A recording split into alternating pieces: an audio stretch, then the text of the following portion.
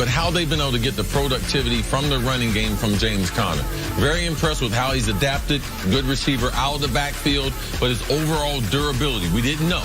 He's definitely a replacement for the future for L. Bell. Will he be as good as L. Bell? It's hard to duplicate what L. Bell's done over a long career, but you got to be impressed with what you've seen from James Conner. Well, a few weeks ago, we talked about how the Steelers were coming up on early on a critical part of their season. Yeah. They're 1-2-1. They had tough games against Atlanta and Cincinnati before their bye. They win those two games. Coming off the bye, they have a dominating win against Cleveland where they fell down 6-0 early and then throttled them the rest of the game.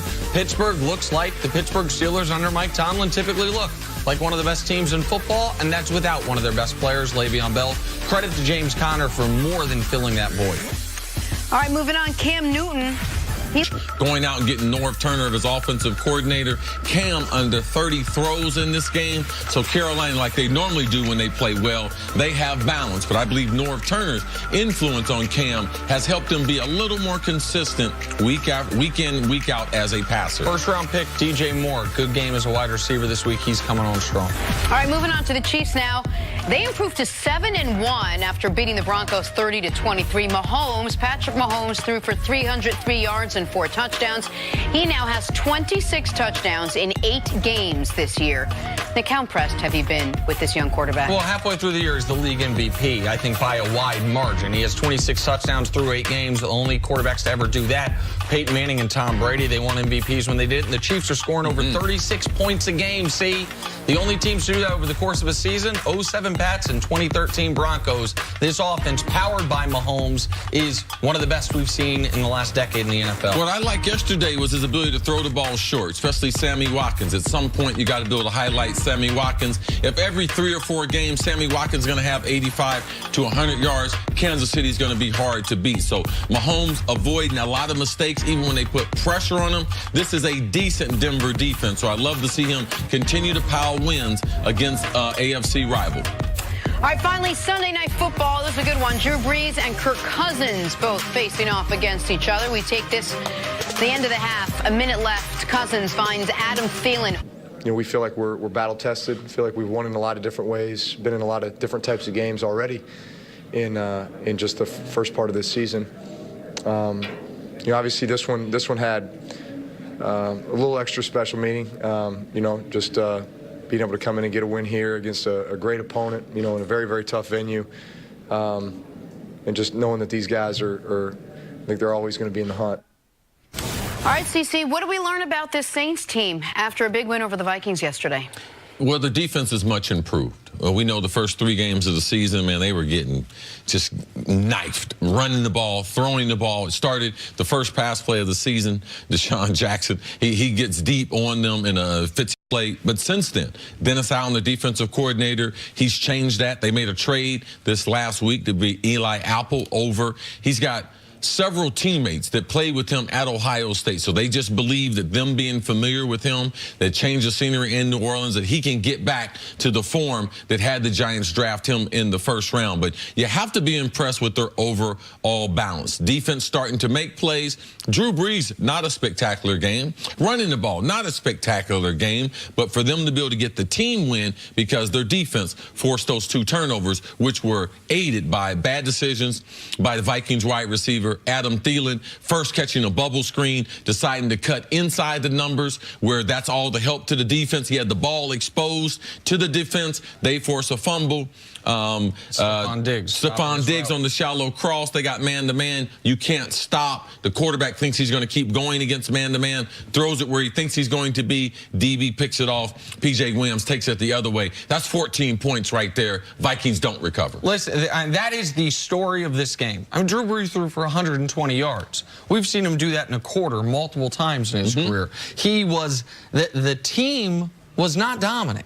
The Vikings had more yards. They had more first downs. They had more third down conversions. They had fewer penalties. They had better time of possession. So how'd they win? Those turnovers. You can't recover from turning it over in your own red zone that then gets returned into your own territory, if you will. And then that led to a Saints touchdown and the pick 6. Like, let me see, you say 60% around there of interceptions are on the wide receiver. Why would Diggs stop there? Like, what is, because he obviously doesn't want it to be a pick six. What is going through his mind that makes him think I should stop my route? He was trying to freelance. The corner had read the route and knew he was running the crosser. So the cornerback, his shoulder was a little ahead of Diggs. Now, the quarterback got flushed a little bit. What Diggs thought he was going to do was... Ain't been to bed all series, man. He's laughing. It's good to see you guys. All right, let's dive right in. Nick, how impressive was this Red Sox handling over the Dodgers in the World Series? Yeah, that was. I mean, that was a very convincing win in the series. I think you got to give the Boston Red Sox all the credit in the world. 108 wins during the regular season.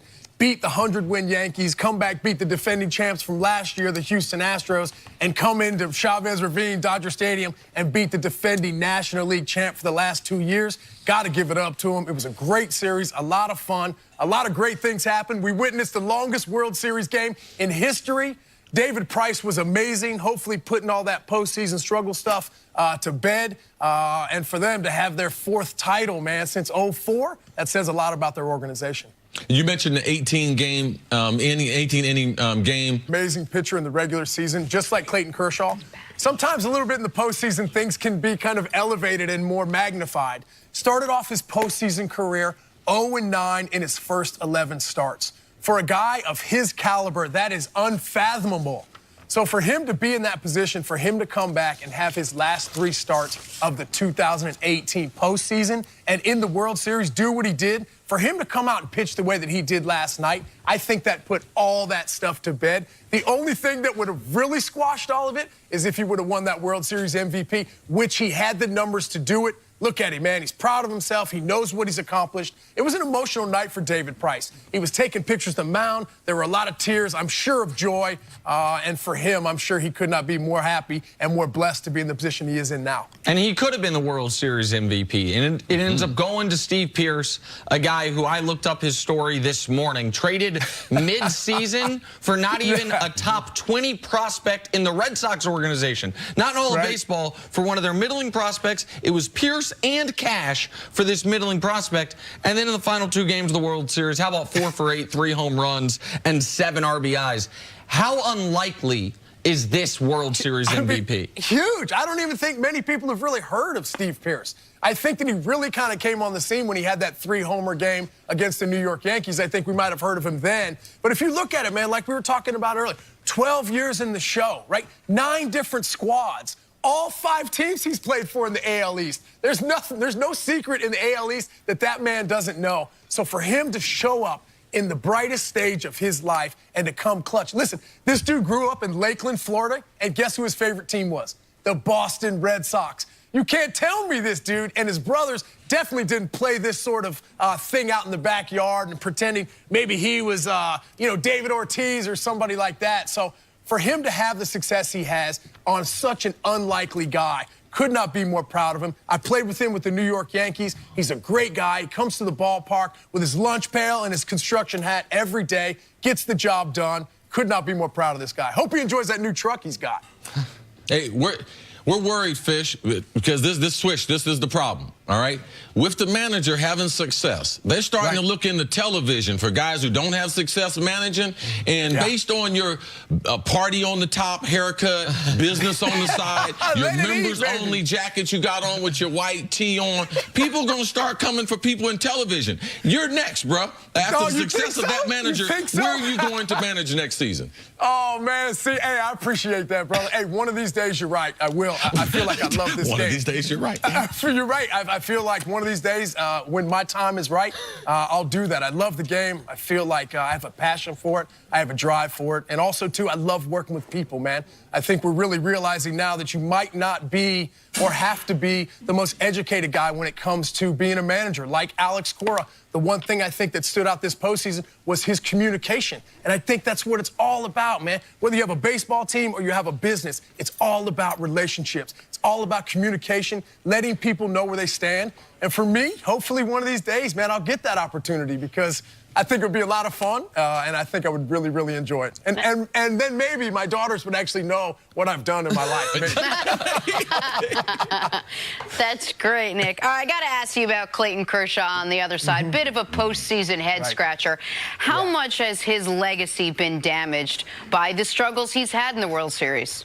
Yeah, I think, we talked about David Price and kind of taking his legacy kind of in this direction right here. I'm a Clayton Kershaw fan, so I'm not going to bash him. I'm not going to come down on him. But I know a lot of people are maybe a little frustrated with his struggles in the postseason, especially in elimination games. Gave up the home runs last night. But then again, man, the postseason in such a small sample, everything gets elevated, everything gets magnified. But I feel like he's this guy's won the Cy Young 3 times. He's got an MVP to his name. So for him to have the struggles he's had in the postseason, it is a head scratcher because with the talent he has, it is shocking. Nick, you going to see him back next year in the Dodgers uniform? I mean, come on, 65 stacks over the next 2 years? I don't know. I feel like L.A. is his place. I feel like even though regardless of his struggles, I don't think he should leave. I think he should be here. He's the next Sandy Koufax. So I think with where he is, either way, my man's rich. So, I mean, yeah, I just think at that point, he's got to go where he's happy. Because, if you're not happy, you're not going to be able to give everything you got. Nick, thank you so much. You've been so great with us this postseason. Next manager of the Dodgers. Get out there, Robert, with that damn Madsen.